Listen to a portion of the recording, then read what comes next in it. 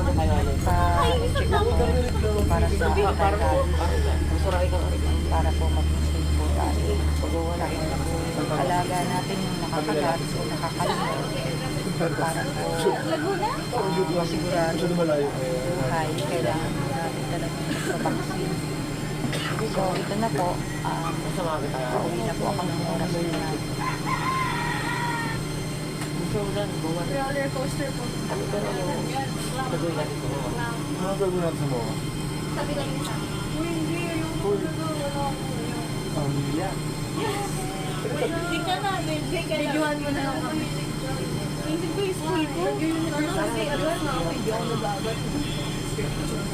Sa may edisyon na lang. Picturean mo ka lang. Si Moy katabi na lang. tayo yung majority. Ka-applicator. Ano lang mas malayo? Pag may gamot, hindi ka magaling.